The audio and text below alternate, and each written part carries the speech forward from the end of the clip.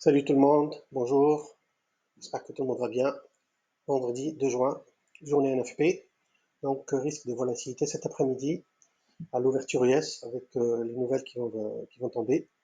Le NFP est une news très importante, ça va donner une idée sur le sentiment du marché par rapport au dollar US et qui va se répercuter bien sûr sur toutes les autres devises, plus ou moins. Aujourd'hui, ce matin, j'ai l'EuroCAD qui est, que j'ai pris à la vente et le CAD JPY que j'ai pris à l'achat. Il y a une certaine volatilité sur le CAD ce matin et contre l'euro et contre le yen. L'euro CAD vendeur et le CAD JPY acheteur. On va commencer déjà par l'euro CAD. Weekly, daily, 4 heures, 1 heure. On va essayer de voir le sentiment, les zones de risque. Sur le weekly, on a une grosse zone ici.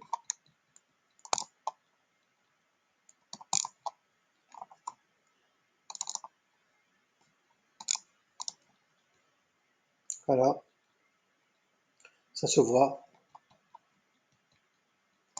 qui pousse les prix vers le bas. 1, 2, 3, 4, 5, 6 semaines de baisse. Une action de prix claire baissière, juste sur les clôtures des bougies weekly. On voit bien que l'EuroCAD il présente une tendance, une action des prix baissière depuis 6 semaines.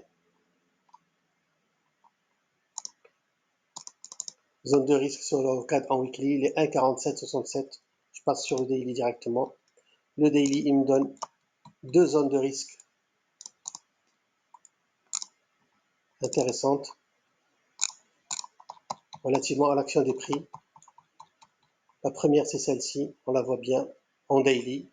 Les prix sont testés à plusieurs reprises sur ce niveau, sur cette zone-là. Et une deuxième, la même chose ici, mais qui se filtre sur l'action des prix de cette jambe baissière. On conjugue le marché toujours au présent et au futur proche et au passé proche. Sur le daily, on a, si on voit bien ici,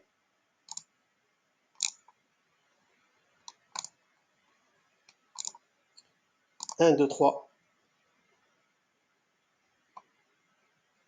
4, et puis 5. Donc quand même, le daily, il nous donne une information comme quoi cette paire est baissière. L'euro est vendu contre le CAD. L'euro est vendu, le CAD est acheté.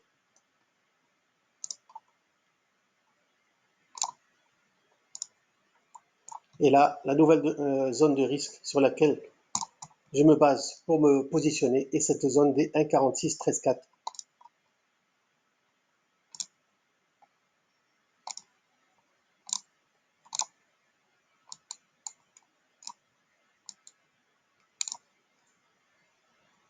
Voilà celle-ci.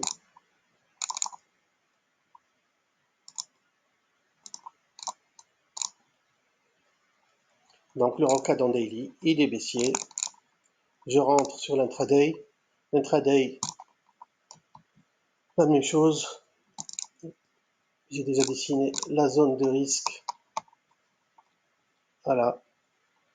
Pas aller plus loin. Même si on part plus loin, on va voir que voilà, c'est une zone là, première, deuxième, troisième, quatrième, cinquième, sixième, avec une consolidation autour de cette zone.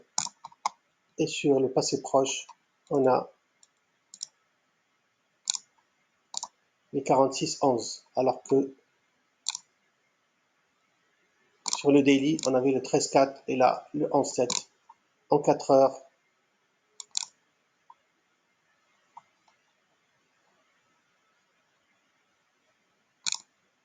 on a cette jambe, puis la correction, puis la baissière, puis une correction, puis encore une baissière. Donc le 4 heures est clairement baissier.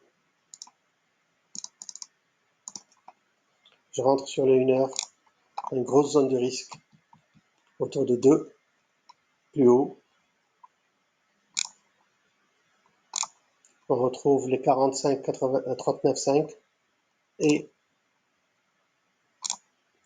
les 45, 18, 8. Donc quand même, ça fait une différence de 22 pips. 22 pips.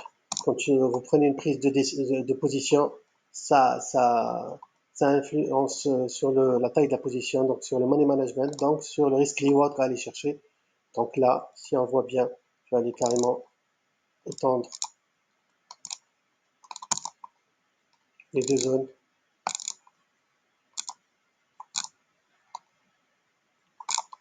On voit bien, regardez bien, cette zone-là, c'est pas la peine d'aller plus loin, juste jusqu'au 19 mai, on est le 2 juin, donc entre le 19 mai, le 18 mai et aujourd'hui, le 2 juin, on a cette zone-là qui a été travaillée, puis cassée, ici par cette jambe-là.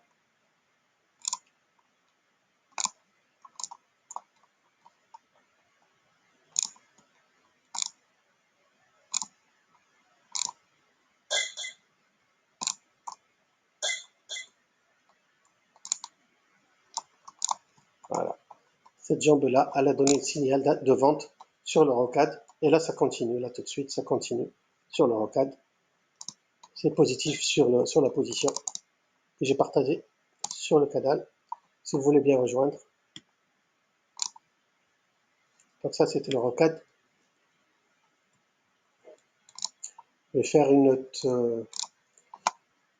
autre sur le 4JP.